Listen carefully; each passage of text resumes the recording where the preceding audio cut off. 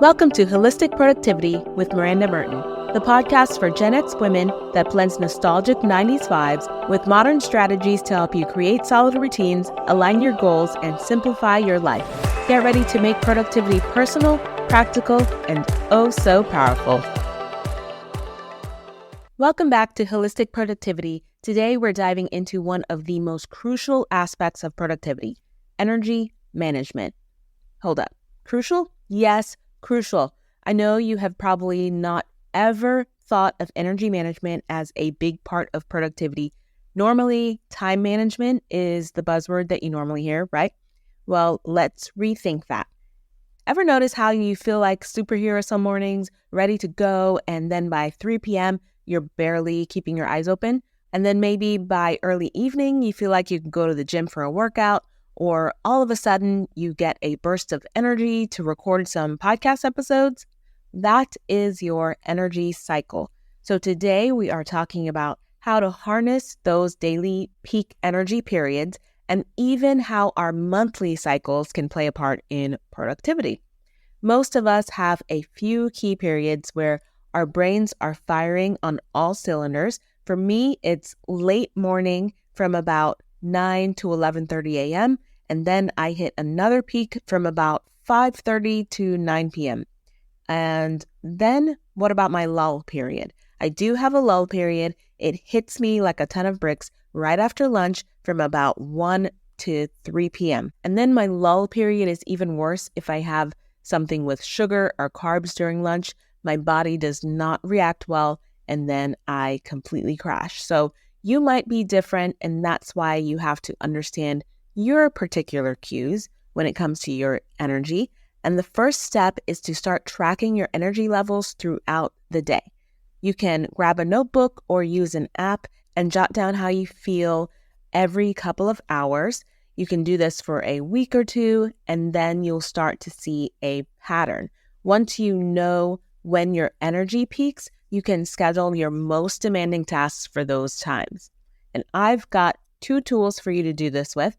I created a Google spreadsheet that will help you track your energy throughout the day, and another tab that'll help you track your energy throughout the month, and you can compare your energy to your sleep and your menstrual cycle with that as well, complete with fancy graphs and everything. So you can find the link to that in the show notes. Secondly, if you are an app person, there is an app that I use called Peaks that will help you visualize your daily cycle. You can sync it with your health app, and then based on your sleep schedule, it will show you how your typical daily energy peaks will align. If you don't like apps or spreadsheets, you can easily do this with a notebook. You just have to remember to jot down how you feel throughout the day. So like every hour or so, note the hour and the time of day and your sleep and wake period. So when you went to sleep last night and when you woke up in the morning,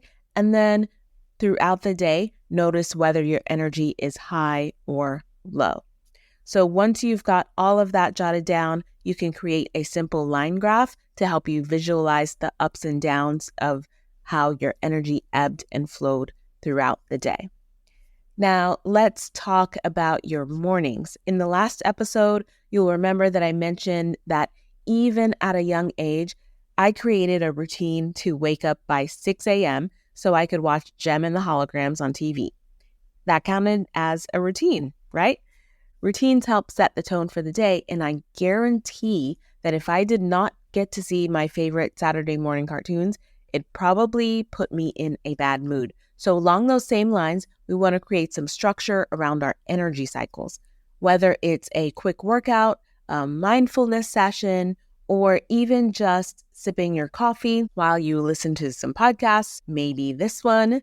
Find what makes you feel energized and then stick to that. The key is going to be consistency because your body loves to know what's coming next. I'm sure you've heard before, for example, that Steve Jobs used to eat the same thing every day and wear the same style of outfit. This predictability helps conserve energy and it reduces decision fatigue. If you wake up in the morning and you're not sure what comes next and you're wandering around and you're getting ready to do a workout, but you got to figure out what clothes you're going to wear. You risk using some of that precious brain power just trying to make decisions that should be simple.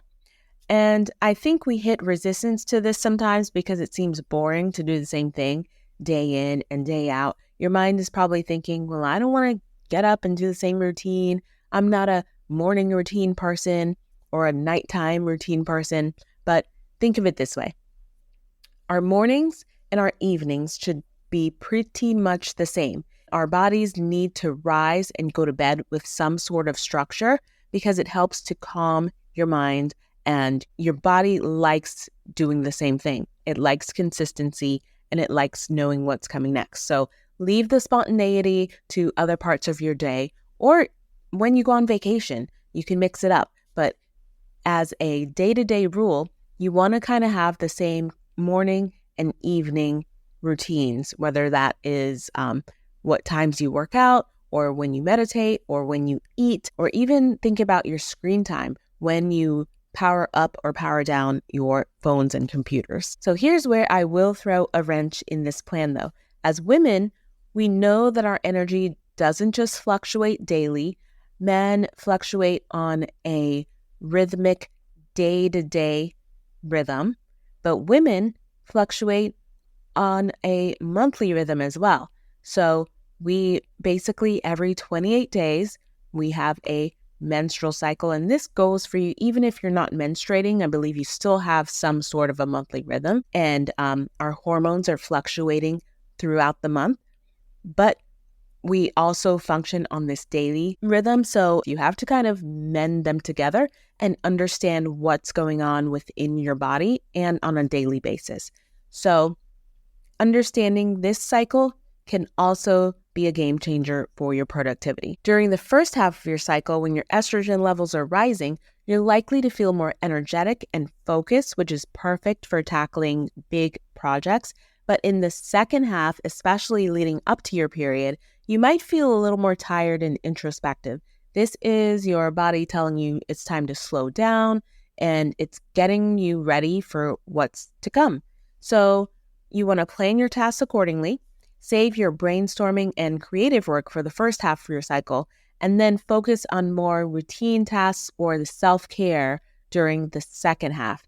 And in an upcoming episode, I will go deeper into each phase of our cycle and how it might affect your productivity. So if you're interested in learning more about that, stay tuned for that episode. So to wrap it up, here's the deal. Think of your energy like a 90s mixtape. It's full of highs and lows and everything in between. It's going to give you all the things. I'd love a good mixtape, but I guess now we've got Spotify playlists, which, by the way, if you are on the email list and you refer at least one other person, you unlock my 90s productivity playlists. I have two of them. One is just instrumental, which I love because you hear just the instrumental beats and you know exactly what that song is, and it kind of gets you going, but it doesn't distract you too much that you're singing along.